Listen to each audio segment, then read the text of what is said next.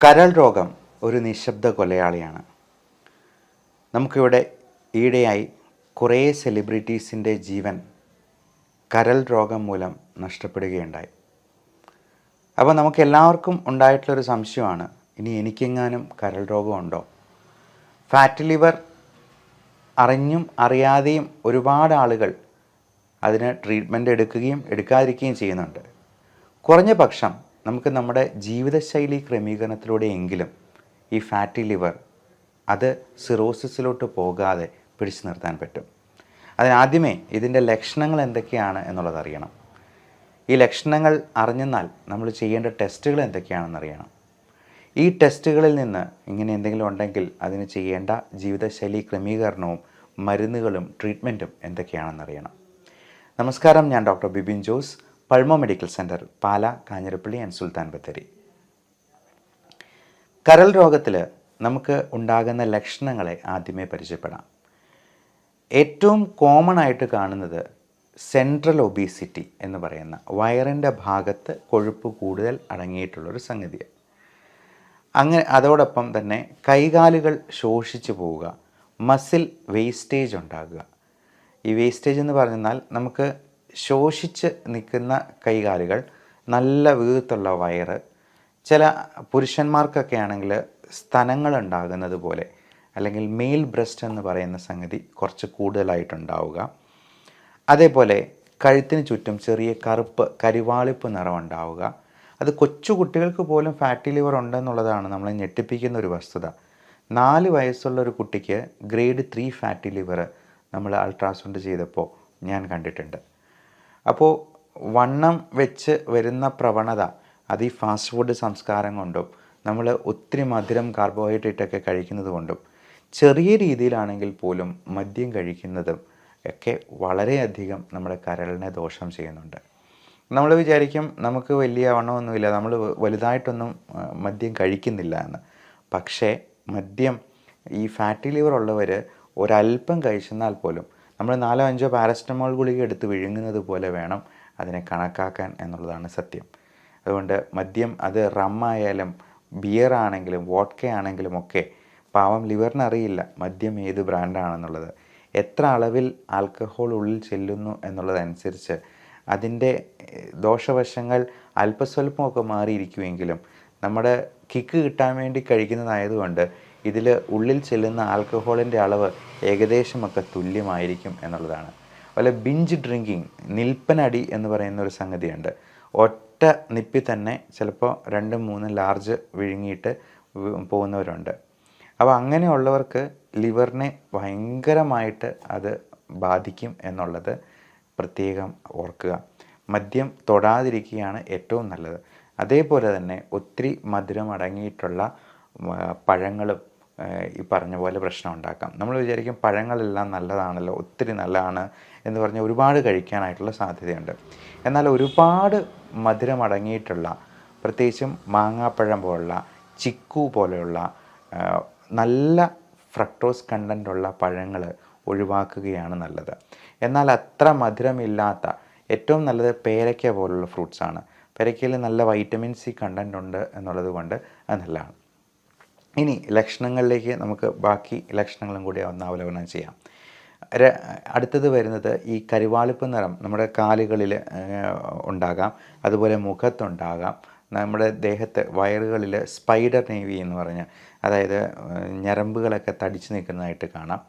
ഇനി വയറ്റിൽ നിന്ന് പോകുമ്പോൾ ചിലപ്പോൾ കോൺസ്റ്റിപ്പേഷനും ഗ്യാസ്ട്രൈറ്റിസും പ്രശ്നങ്ങളുമൊക്കെ ഈ കൂട്ടർക്ക് ഉണ്ടാകാൻ സാധ്യത കൂടുതലാണ്. ഫാറ്റി ലിവറിൻ്റെ ഭാഗമായിട്ട് ഈ എപ്പോഴും ഓക്കാനം വരിക, ഛർദ്ദിക്കാൻ തോന്നുക, ഛർദി ഉണ്ടാവുക, പിന്നെ വിളർച്ച ഉണ്ടാവുക, അമിതമായ ക്ഷീണമുണ്ടാവുക, ഒരുപാട് ദാഹം ഉണ്ടാകും, പക്ഷേ വെള്ളം കുടിച്ചെന്നാൽ പോലും ഛർദ്ദിക്കുന്ന ഒരവസ്ഥ ഉണ്ടാവുക. അപ്പോൾ ഇതൊക്കെ ബിലിറൂബിൻ കണ്ടൻറ്റ് കൂടുതലാവുമ്പോഴത്തേക്കും കാണുന്ന ലക്ഷണങ്ങളാണ്. അപ്പോൾ ഇങ്ങനെയുള്ള എന്തെങ്കിലും ലക്ഷണങ്ങളുണ്ടെങ്കിൽ നമ്മളൊരു ബ്ലഡ് ടെസ്റ്റ് ചെയ്യുക, ലിവർ ഫങ്ഷൻ ടെസ്റ്റ് ചെയ്യുക. അതിൽ തന്നെ ലിവർ എൻസൈംസ് ആയിട്ടുള്ള SGOT, SGPT. ഇപ്പോൾ ഫാറ്റി ലിവറിലൊക്കെ SGPT മാത്രമായിട്ട് 3 ടൈംസ് എലവേറ്റഡ് ആയിട്ട് കാണാറുണ്ട്. അതായത് ഒരു 100-ന് മുകളിലൊക്കെ SGPT കൂടുതലുണ്ടെങ്കിൽ ഫാറ്റി ലിവർ നമ്മൾ ന്യായമായും സംശയിക്കണം. അതോടൊപ്പം വൈറൽ ഹെപ്പറ്റൈറ്റിസ് എന്ന് പറയുന്നത് വളരെ കോമൺ ആയിട്ട് നമ്മുടെ നാട്ടിൽ കാണുന്നുണ്ട്. പ്രത്യേകിച്ചും ജലത്തിലൂടെ പകരുന്ന ഹെപ്പറ്റൈറ്റിസ് എ. അതേസമയം ഹെപ്പറ്റൈറ്റിസ് ബിയും സിയും ഒക്കെ ബോഡി സെക്രീഷൻസിലൂടെ പകരുന്നതാണ്. അതായത് ബ്ലഡ്, രക്തം പോലെയുള്ള അൺപ്രൊട്ടക്റ്റഡ് സെക്സിലൂടെ വേണമെങ്കിലും പകരാവുന്ന ഹെപ്പറ്റൈറ്റിസ് ആണ് ബിയും സിയും ഒക്കെ. അപ്പോൾ അതിൻ്റെ ആൻറ്റിജൻ ടെസ്റ്റും കൂടി നമ്മൾ ഇതിൻ്റെ കൂടൊപ്പം ചെയ്യുന്നത് നന്നായിരിക്കും. അതോടൊപ്പം അത്യാവശ്യമായിട്ട് ചെയ്യേണ്ട ഒന്നാണ് അൾട്രാസൗണ്ട് അബ്ഡമൻ. ഈ USG സ്കാനിൽ ഫാറ്റി ലിവറിൻ്റെ ഗ്രേഡിങ് നമുക്ക് ഏകദേശം മനസ്സിലാക്കാൻ പറ്റും. അപ്പോൾ ഗ്രേഡ് 1, 2, 3 അതിൻ്റെ അടുത്ത സ്റ്റേജാണ് ലിവർ സിറോസിസ് എന്ന് പറയുന്നത്.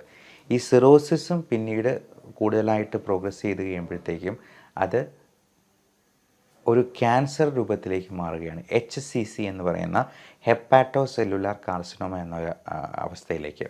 ഈ ഫാറ്റി ലിവറിൽ സംഭവിക്കുന്നത് നമ്മുടെ ലിവറിൻ്റെ കോശങ്ങളെല്ലാം ഉണങ്ങി അത് ചുരുങ്ങിപ്പോവുകയാണ്. ഇപ്പോൾ ഒരു തേങ്ങ ഉണങ്ങിപ്പോകുന്നത് പോലെ, നല്ല ഹെൽത്തി ആയിട്ടുള്ള തേങ്ങ ഉണങ്ങിപ്പോകുമ്പോൾ എന്താ സംഭവിക്കുക? അത് ചുരുങ്ങി അങ്ങ് പോകും. ഇതേപോലെ അതിൻ്റെ ജലാംശമൊക്കെ നഷ്ടപ്പെട്ട് ഒരു ഫൈബ്രസ് സ്കാറിങ് എന്നുള്ളൊരു സ്റ്റേജിലോട്ട് പോകുന്നതിനെയാണ് ലിവർ സിറോസിസ് കൊണ്ട് ഉദ്ദേശിക്കുന്നത്. ഇതുപോലെ തന്നെ ശ്വാസകോശത്തിനും ലങ് ഫൈബ്രോസിസ് ഉണ്ടാകാറുണ്ട്. അത് പലതരത്തിലുള്ള ഇൻഫെക്റ്റീവ് ഇൻസൾട്ട്സ്, കോവിഡ് പോലുള്ള ഇൻഫെക്ഷൻസ്, TBയോ ന്യൂമോണിയോ ഒക്കെ ഉണ്ടാകുന്നതുകൊണ്ട് ശ്വാസകോശവും ചുരുങ്ങിപ്പോകാറുണ്ട്. ഈ ലിവർ സിറോസിസ് അല്ലെങ്കിൽ ലിവർ ഡിസീസ് ഉള്ളവർക്ക് പ്രതിരോധ ശക്തി വളരെ കുറവായതുകൊണ്ട് വളരെ പെട്ടെന്ന് തന്നെ ഇൻഫെക്ഷൻസ് കയറി പിടിക്കാനുള്ള സാധ്യതയുണ്ട്. അതിൽ ഏറ്റവും പ്രധാനം റെസ്പിറേറ്ററി ഇൻഫെക്ഷൻസ് തന്നെയാണ്. പലപ്പോഴും ഇങ്ങനെയുള്ള ഇൻഫെക്ഷൻസ് വന്ന് ഹോസ്പിറ്റലിൽ അഡ്മിറ്റ് ആകുമ്പോഴാണ് ലിവർ ഫെയിലിയറിലോട്ട് പോകുന്നു എന്നുള്ളൊരു ഐഡിയ അല്ലെങ്കിൽ അങ്ങനെ ഒരു പിക്ചർ രോഗിക്ക് പോലും കിട്ടുക. അത് ബ്ലഡ് ടെസ്റ്റ് അല്ലാതെ നമ്മൾ ആരും ചെയ്യുന്നില്ല. അതുകൊണ്ട് തന്നെയാണ് ഇതൊരു നിശബ്ദനായ കൊലയാളിയാണ് എന്ന് പറയുന്നത്. അവന് ഒരു പ്രശ്നം ഉണ്ടാക്കാതെ ചിലപ്പോൾ നിന്നേക്കും. അപ്പം നടക്കുമ്പോഴൊക്കെയുള്ള ചെറിയ കിതപ്പും ശ്വാസം മുട്ടലും ഒന്നും അവർ ശ്രദ്ധിച്ചില്ല എന്ന് വരും. ഈ ലിവർ സിറോസിസ് ഉള്ള സ്റ്റേജിൽ നമ്മുടെ മെറ്റബോളിക് ഇംബാലൻസ് മൂലം സോഡിയം, പൊട്ടാസ്യം ഇതിൻ്റെ അളവുകളൊക്കെ ഒരുപാട് ഇങ്ങനെ ഡീറേഞ്ച്ഡ് ആയി പോകും. അപ്പം അങ്ങനെ സോഡിയം, പൊട്ടാസ്യം ഒക്കെ മാറിപ്പോകുന്നതുകൊണ്ട് ഒത്തിരി ക്ഷീണവും തളർച്ചയൊക്കെ ഉണ്ടാകും. അപ്പം ചിലപ്പം ആൾക്കാരത് ശ്രദ്ധിക്കാതെ മുമ്പോട്ട് പോയേക്കാം. അതുകൊണ്ട് വർഷത്തിലൊരിക്കലെങ്കിലും സോഡിയം, പൊട്ടാസ്യം, കാൽഷ്യം, മഗ്നീഷ്യം ഇങ്ങനെയുള്ള ലവണ പദാർത്ഥങ്ങളുടെ അളവുകൾ ഒന്ന് ഇവാലുവേറ്റ് ചെയ്യുന്നത് തീർച്ചയായിട്ടും നന്നായിരിക്കും. അതേപോലെ ഇൻഫെക്ഷൻസ് ഉണ്ടാകാതിരിക്കാനുള്ള എല്ലാ മുൻകരുതലുകളും നമ്മൾ സ്വീകരിക്കുക. നേരത്തെ പറഞ്ഞ ഹെപ്പറ്റൈറ്റിസ് ബിയുടെ വാക്സിനേഷൻ ആരോഗ്യപ്രവർത്തകർക്ക് എല്ലാവർക്കും കൊടുക്കുന്നതാണ്. അതേപോലെ തന്നെ ഇൻഫ്ലുവൻസ വാക്സിനേഷൻ എടുക്കുന്നത് നമുക്ക് വിട്ടുവിട്ടിങ്ങനെ വൈറൽ പനികൾ ഉണ്ടാകാനായിട്ട് ഏറ്റവും പ്രധാനപ്പെട്ട കാരണക്കാരനാണ് H1N1 ഉണ്ടാക്കുന്ന സ്വൈൻ ഫ്ലൂ അല്ലെങ്കിൽ H3N2 എന്ന് പറയുന്നത്. ഇതെല്ലാം ഇൻഫ്ലുവൻസ വൈറസിൻ്റെ പല വകഭേദങ്ങളാണ്. അപ്പോൾ ഈ ഇൻഫ്ലുവൻസ വാക്സിനേഷൻ എടുത്തുന്നത് തന്നെ നമുക്കൊരു 60-70% ഈ വൈറൽ പനികൾ നമുക്ക് ഒഴിവാക്കാനോ പ്രിവെൻറ്റ് ചെയ്യാൻ പറ്റുമെന്നുള്ളതാണ്. അതുകൊണ്ട് തന്നെ പ്രായമായവർക്കും കൊച്ചുകുട്ടികൾക്കുമൊക്കെ ഇപ്പോൾ നിർബന്ധമായിട്ടും അത് എടുക്കാനായിട്ടാണ് ഗവൺമെൻറ് തന്നെ നിർദ്ദേശിച്ചിട്ടുള്ളത്.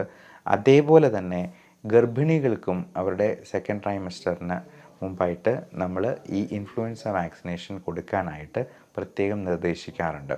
കാര്യം ഇത്തരത്തിലുള്ള ആൾക്കാർക്കാണ് H1N1 പോലുള്ള സ്വൈൻ ഫ്ലൂവും ഇൻഫ്ലുവൻസ ഇൻഫെക്ഷൻസും ഒക്കെ കൂടുതൽ മാരകമായി തീരുന്നത്. അതുപോലെ തന്നെ നമ്മൾ ഇൻഫെക്ഷൻസ് വന്നെന്നാലും അതുപോലെ എന്തെങ്കിലും വേദനകളുണ്ടെങ്കിലുമൊക്കെ വേദന സംഹാരികളും ആൻറ്റിബയോട്ടിക്കുമൊക്കെ കഴിക്കുന്നത് ഡോക്ടറുടെ നിർദ്ദേശപ്രകാരം മാത്രമായിരിക്കാനായിട്ട് പ്രത്യേകം ഓർക്കുക. നമ്മൾ പലപ്പോഴും കഷായം ശരീരം നന്നാവാനായിട്ട് ആയുർവേദ ലേബലിൽ വരുന്ന പല മരുന്നുകളും കഴിക്കാറുണ്ട്. ഒരു ഡോക്ടറുടെ നിർദ്ദേശപ്രകാരമല്ലാതെ കഴിവതും മരുന്നുകൾ ഉപയോഗിക്കാതിരിക്കുക. അതുപോലെ ഷുഗർ കുറയാനായിട്ട് ഇരുമ്പൻ പുളി കഴിക്കുക. അതുപോലെ പല സസ്യങ്ങളും നമ്മൾ കുഴപ്പമില്ല എന്ന് വിചാരിച്ച് കഴിക്കുന്ന പല സാധനങ്ങളും ചിലപ്പോൾ നമുക്ക് അപകടങ്ങളുണ്ടായേക്കാം. എന്ത് സംഭവമാണെങ്കിലും എഫക്റ്റുള്ള എന്തിനും സൈഡ് എഫക്റ്റും ഉണ്ട് എന്നുള്ള പരമാർത്ഥം നമ്മൾ മനസ്സിലാക്കിയിരിക്കണം. പച്ചവെള്ളമാണെങ്കിലും അതിനൊരു ഡോസേജ് ഉണ്ട്. ഇപ്പോൾ ലിവറിന് പ്രശ്നമുള്ള ആൾക്കാർ ഒരു 3-4 ലിറ്ററോ ഒരു വാശിക്ക് ഒരുമിച്ച് അങ്ങ് കുടിച്ചെന്നാൽ അത് അവരുടെ ശ്വാസകോശത്തിൽ വെള്ളം കെട്ടി നിൽക്കാനും അത് പെട്ടെന്നൊരു പൾമണറി അറസ്റ്റിലോട്ട് പോകാനും പോലും സാധ്യതയുണ്ടെന്നുള്ളതാണ്. അതുകൊണ്ട് പച്ചവെള്ളമാണെങ്കിലും അതിനൊരു ഡോസേജ് ഉണ്ട്, അതിനൊരു കണക്കുണ്ട്. അതിൽ കൂടുതലായെന്നാൽ അതും ചിലപ്പോൾ നമുക്ക് സൈഡ് എഫക്റ്റ് ഉണ്ടാക്കുമെന്നുള്ളതാണ്. അതേപോലെ പ്രകൃതിയിൽ നിന്ന് കിട്ടുന്നതിന് ഒന്നിനും സൈഡ് എഫക്റ്റ് ഇല്ല എന്നുള്ളതാണ് നമ്മുടെയൊക്കെ ഒരു തെറ്റിദ്ധാരണ. മദ്യവും പ്രകൃതിയിൽ നിന്നുള്ള പഴങ്ങളും ഒക്കെ വാറ്റിയെടുക്കുന്നതാണ് സ്കോച്ച് വിസ്കി എന്ന് പറയുന്ന സംഗതി. അതുപോലെ കഞ്ചാവ് പ്രകൃതിയിൽ നിന്ന് നേരിട്ട് കിട്ടുന്നതാണ്. അതേപോലെ പുകയില, ഒതളങ്ങ എന്ന് പറയുന്ന ഒരു വിഷക്കായുണ്ട്. അപ്പോൾ ഇതിനൊക്കെ സൈഡ് എഫക്റ്റ് ഉണ്ടെന്നുള്ളത് നമുക്ക് വ്യക്തമായിട്ട് അറിയാവുന്നതാണ്. എന്നാലും നമുക്ക് ആയുർവേദ ലേബലിൽ കിട്ടുന്നത് എന്തും വളരെ കുഴപ്പമില്ലാതെ ഉപയോഗിക്കാമെന്നൊരു തെറ്റിദ്ധാരണ നമുക്കുണ്ട്. ആയുർവേദം നല്ലതാണ്. നല്ല ജീവിത ശൈലി പിന്തുടരാനായിട്ട് നമ്മുടെ പ്രകൃതി ജീവനവും ആയുർവേദവും ഒക്കെ അതിന് നമ്മുടെ യോഗിചര്യന്മാരുടെ അവരുടെ അറിവും കാര്യങ്ങളും ഒക്കെ ഇതിനകത്ത് അടങ്ങിയിട്ടുണ്ട്. പക്ഷേ ഒരസുഖമുണ്ടാകുമ്പോൾ ഡോക്ടറുടെ നിർദ്ദേശപ്രകാരം അല്ലാണ്ട് നമ്മൾ നാട്ടുവൈദ്യന് നമുക്ക് പരിചയമുള്ള ആരെങ്കിലും പറഞ്ഞു എന്ന് കരുതി ഷുഗറിന് ഉള്ള കഷായങ്ങളോ അല്ലെങ്കിൽ എന്തെങ്കിലും തിളപ്പിച്ച വെള്ളമോ ഒക്കെ കഴിക്കുന്നത് ചിലപ്പോൾ അപകടം ക്ഷണിച്ചു വരുത്തിയേക്കും എന്നുള്ള കാര്യം പ്രത്യേകം ഓർക്കുക. ഇനി ഫാറ്റി ലിവർ ഉള്ളവർ ചെയ്യേണ്ട പ്രത്യേക കാര്യങ്ങൾ: ഏറ്റവും പ്രധാനം മധുരം, ബേക്കറി, മൈദ തുടങ്ങിയ സംഗതികൾ പരമാവധി ഒഴിവാക്കുക എന്നുള്ളതാണ്. അരിയാഹാരങ്ങളും ഇപ്പോൾ കഴിക്കുന്നതിൻ്റെ പകുതിയെങ്കിലും ആക്കുക. നമ്മൾ പ്ലേറ്റ് മെത്തേഡ് എന്ന് പറയും. അത് ഒരു ചെറിയ പ്ലേറ്റ് എടുക്കുക. നമ്മൾ വലിയ പ്ലേറ്റ് എടുക്കുമ്പോൾ അതിനകത്ത് നിറച്ച് കൂന കൂട്ടി ചോറുണ്ണാൻ നമുക്കൊരു ടെൻഡൻസി കൂടും. ചെറിയ പ്ലേറ്റിൽ അതിൽ 1/4 കാർബോഹൈഡ്രേറ്റ് അരിയാഹാരങ്ങൾ, അത് നല്ല തവിടോട് കൂടിയുള്ള പാലക്കാടൻ മട്ട പോലുള്ള അരി ഉപയോഗിക്കുക. ഒരു 1/4 4/1 ഭാഗം നമ്മൾ പ്രോട്ടീന് വേണ്ടി ഉപയോഗിക്കുക. അത് എഗ് വൈറ്റ്, മുട്ടയുടെ വെള്ള നല്ല പ്രോട്ടീനാണ്.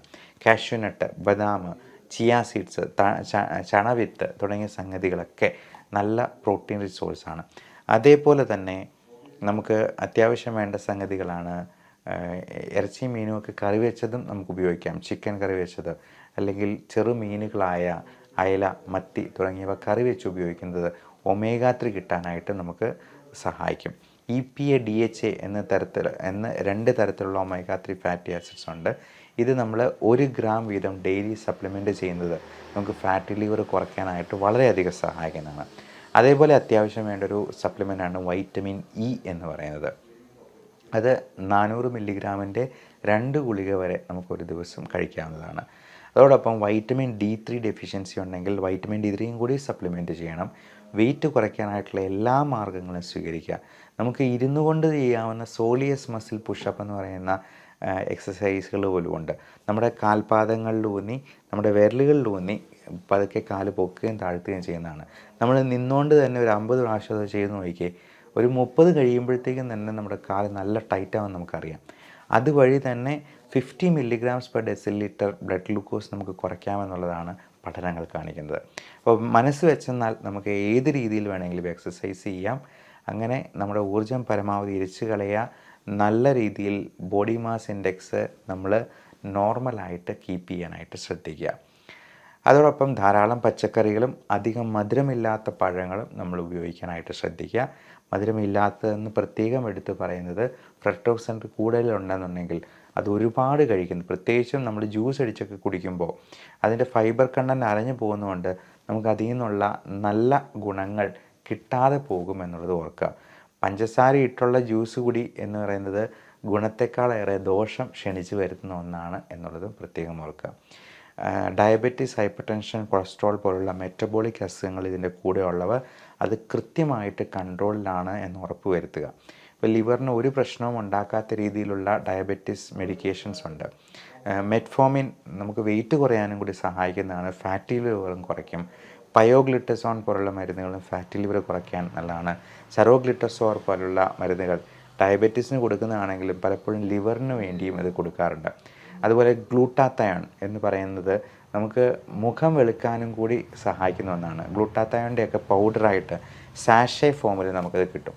ഈ സാഷേ നമുക്ക് വെള്ളത്തിൽ അരിച്ച് അത് പല ഫ്ലേവറുകളുണ്ട്, സ്ട്രോബെറി ഫ്ലേവറിലൊക്കെ ഉള്ള. ഞാൻ കൊളാജനും ഗ്ലൂട്ടാത്തയോൺ സാഷേ എല്ലാ ദിവസവും ഒരു ഗ്ലാസ് കുടിക്കാനായിട്ട് ശ്രദ്ധിക്കാറുണ്ട്. അത് നമുക്ക് മുഖത്തിനും നല്ല കാന്തിയും നിറവും തരുമെന്ന് മാത്രമല്ല വെയിറ്റ് കുറയ്ക്കാനായിട്ട്, ഫാറ്റി ലിവർ കുറയ്ക്കാനായിട്ടും ഹെൽപ്ഫുള്ളാണ് എന്നുള്ളതാണ് അതിൽ ഏറ്റവും ശ്രദ്ധിക്കാനുള്ളത്. അതുപോലെ vitamin C, B complex, zinc, copper, magnesium, selenium തുടങ്ങിയ മിനറൽസും നമ്മൾ ഇതിനോടൊപ്പം തന്നെ സപ്ലിമെൻറ്റ് ചെയ്യണം. ലൈക്കോപ്പീൻ അടങ്ങിയിട്ടുള്ള ബ്രൈറ്റ് റെഡ് കളേർഡ് ഫ്രൂട്ട്സ്, അത് ടൊമാറ്റോ, ആപ്പിൾ, പോംഗ്രനേറ്റ് തുടങ്ങിയ നല്ല കളറുള്ള ക്യാരറ്റ്, ഇതും ABC ജ്യൂസ് എന്ന് പറയുന്ന ഒന്നുണ്ട്, ആപ്പിൾ ബീട്രൂട്ട് ക്യാരറ്റ്. നമുക്ക് രാത്രിയിലത്തെ അത്താഴം മാറ്റിയിട്ട് ABC ജ്യൂസ് മാത്രമായിട്ട് 1-2 ഗ്ലാസ് കുടിക്കാവുന്നതാണ്. അങ്ങനെ ഒരാഴ്ച കുടിച്ചിട്ട് നമ്മൾ BP നോക്കിയാൽ തന്നെ BP അത്രയും കുറഞ്ഞിരിക്കുന്നത് കാണാം. മാത്രമല്ല ഫാറ്റി ലിവറൊക്കെ കുറയ്ക്കാൻ ഏറ്റവും അത്യുത്തമമായിട്ടുള്ള ഒന്നാണ് ABC ജ്യൂസ്. ഞാൻ അതും ഡെയിലി 1 ഗ്ലാസ് എങ്കിലും കുടിക്കാനായിട്ട് ശ്രദ്ധിക്കാറുണ്ട്. അതുപോലെ ആൻറ്റി ഇൻഫ്ലമേറ്ററി പ്രോപ്പർട്ടീസ് ഒരുപാടുള്ള ഒരു സംഗതിയാണ് കുർക്കുമിൻ, മഞ്ഞൾ. അത് കുർക്കുമിൻ കോഫി ആയിട്ട് ഇപ്പോൾ കിട്ടും, കുർഫി എന്ന ചുരുക്കപ്പേരിൽ. അതും ഡെയിലി 2 കപ്പ്. നമ്മൾ സാധാരണ കാപ്പി കുടിക്കുന്നതിനേക്കാൾ നല്ലതാണ് കുർഫി ആയിട്ട് കുടിക്കുന്നത്. അത് തേങ്ങാപ്പാലിൻ്റെ എസൻസോട് കൂടിയാണ്. നമ്മൾ പാല് ഒരു നല്ല ആഹാരമല്ല, പക്ഷേ പകരം നമുക്ക് തേങ്ങാപ്പാൽ കറികളിലാണെങ്കിലും കാപ്പിയിലാണെങ്കിലും വേണമെങ്കിൽ നമുക്ക് ഉപയോഗിക്കാവുന്നതാണ്. ഈ കോക്കനട്ട് എന്ന് പറയുന്നത് നമുക്ക് അതിലധികം കാർബോഹൈഡ്രേറ്റ്സ് ഇല്ല, അതിൽ നിന്നുള്ള കാലറി എന്ന് പറയുന്നത് ഗ്ലൂക്കോസ് ആയിട്ട് ഡയറക്റ്റ് കയറില്ല എന്നുള്ളത് കൊണ്ട് കോക്കനട്ടും നല്ലൊരു സംഗതിയാണ്. ഇനി വെർജിൻ കോക്കനട്ട് ഓയിൽ നമുക്ക് നല്ല ആൻറ്റി ഓക്സിഡൻസ് തരുന്നൊരു സപ്ലിമെൻ്റാണ്. അതുപോലെ നമ്മുടെ മുൻപിൽ വെച്ച് തന്നെ ഉണ്ടാക്കുന്ന വെളിച്ചെണ്ണ ഉപയോഗിക്കുന്നതാണ് ഏറ്റവും നല്ലത്. നമ്മൾ വിപണിയിൽ നിന്ന് വാങ്ങുന്ന സൺഫ്ലവർ ഓയിലൊന്നും അതിനകത്ത് സൺഫ്ലവറുമായിട്ട് യാതൊരു പുലബന്ധം പോലും ഇല്ല എന്നുള്ളതായിരിക്കും ചിലപ്പോൾ സത്യം. അപ്പോൾ ഇതിൻ്റെ കാര്യങ്ങൾ, ഇത് ഉണ്ടാക്കുന്ന കാര്യങ്ങൾ കൂടി നമുക്ക് ശ്രദ്ധിക്കാൻ പറ്റിയെന്നാൽ ആ എണ്ണയാണ് നമുക്ക് ഏറ്റവും നല്ലത്. അതുപോലെ ഒലിവ് ഓയിലാണെങ്കിലും ഹെൽത്തി ആയിട്ടുള്ളൊരു ഓയിലാണ്. ഇതിൻ്റെയൊക്കെ പ്യൂരിറ്റി നമ്മൾ ഉറപ്പ് വരുത്തേണ്ടതുണ്ട്. അപ്പോൾ എല്ലാവരും അവരവരുടെ ലിവറിൻ്റെ ആരോഗ്യത്തെപ്പറ്റി കൂടി ബോധവാന്മാരാകുക. ഈ fatty liver, diabetes, hyper tension, cholesterol അതിൻ്റെ കൂടെ വരുന്ന ഒരു പാക്കേജ് പോലെയാണ് ഹാർട്ട് അറ്റാക്ക്, സ്ട്രോക്ക്, മറ്റ് കാർഡിയോ പൾമണറി അറസ്റ്റ് ഒക്കെ വരുന്നത്. അപ്പോൾ എന്തെങ്കിലും ഒരു ഇൻഫെക്ഷൻസ് വരുമ്പോൾ മാത്രമായിരിക്കും നമ്മൾ ഞെട്ടലോടെ തിരിച്ചറിയുക നമ്മുടെ ആന്തരിക അവയവങ്ങൾ പലതും വർക്കിംഗ് കണ്ടീഷനിലായിരുന്നില്ല എന്നുള്ളത്. അങ്ങനെ ഒരു സ്ഥിതി വരാതിരിക്കട്ടെ. എല്ലാവർക്കും നല്ല ആയുസ്സും ആരോഗ്യവും ഉണ്ടാകട്ടെ എന്ന് പ്രാർത്ഥിച്ചുകൊണ്ട് love and regards, doctor Bibin Jose, Pulmo medical centre, Pala, Kanjirappally and Sultan Bathery.